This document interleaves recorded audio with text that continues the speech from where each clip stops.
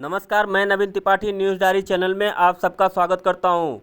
लोकसभा चुनाव 2024 में भाजपा को हराने के लिए विपक्षियों ने इंडिया गठबंधन बनाया, पर इसमें अभी तक बसपा की एंट्री नहीं हुई है। सिर्फ कयास लगाए जा रहे हैं, लेकिन मायावती इसे खारिज कर चुकी हैं।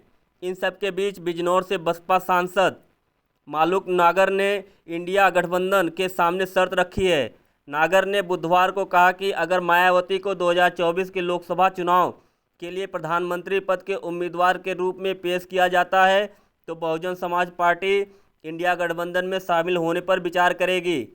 इसके साथ उन्होंने कांग्रेस पर हमला भी बोला। उन्होंने कहा कि कांग्रेस को 2018 के विधानसभा चुनावों के बाद मध्य प्रदेश और राजस्थान में बसपा विधायकों को हटाने के लिए माफ़ी मांगनी चाहिए। नागर ने कहा कि कुछ दिनों बाद यूपी कांग्रेस अध्यक्ष अजय राय ने सुझाव दिया कि बसपा को विपक्षी दलों के गठबंधन में शामिल होने पर गंभीरता से विचार करना चाहिए। राय ने 22 दिसंबर को कहा था कि देश में वर्तमान राजनीतिक परिदृश्य और दलित की स्थिति को देखते हुए बहुजन समाज पार्टी प्रमुख मायावती को इंडिया गठबंधन में शामिल होने पर गंभीरता से विचार करना चाहिए। नागर ने कहा कि मायावती देश की सबसे बड़ी दलित नेता हैं और सभी राज्यों में उनका समर्थन किया जाता है। उन्होंने कहा कि मायावती को पीएम उम्मीदवार के रूप में पेश करके इंडिया गठबंधन आगामी लोकसभा चुनाव में भाजपा को लगातार तीसरी बार जीतने से रोकने में सक्षम होगा। गठबंधन के लिए जीत का फॉर्मूला स्पष्ट है। 2022 विधानसभा चुनाव में भाजपा को 41.3% वोट मिले। इंडिया ब्लॉक बनाने वाली पार्टियों को लगभग 40% वोट मिले और बीएसपी को लगभग 13% वोट मिले। अगर बसपा गठबंधन में शामिल होती है तो वोट प्रतिशत 50% से ऊपर चला जाएगा, जो बीजेपी से सत्ता छीनने के लिए काफ़ी है।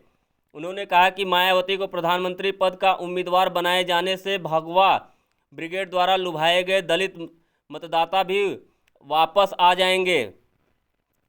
पश्चिम बंगाल की मुख्यमंत्री ममता बनर्जी और दिल्ली के मुख्यमंत्री अरविंद केजरीवाल द्वारा 19 दिसंबर को नई दिल्ली में इंडिया गठबंधन की बैठक में कांग्रेस प्रमुख मल्लिकार्जुन खड़गे को पीएम उम्मीदवार के रूप में प्रस्तावित करने पर प्रतिक्रिया व्यक्त करते हुए नागर ने कहा कि उन्होंने कांग्रेस को राहुल गांधी को पीएम उम्मीदवार के रूप में प्रस्तावित करने से रोकने के लिए ऐसा किया।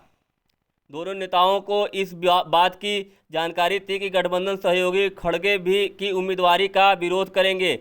उन्होंने कहा, दिल्ली बैठक के बाद इंडिया गुट में अंदरूनी कलह शुरू हो गई।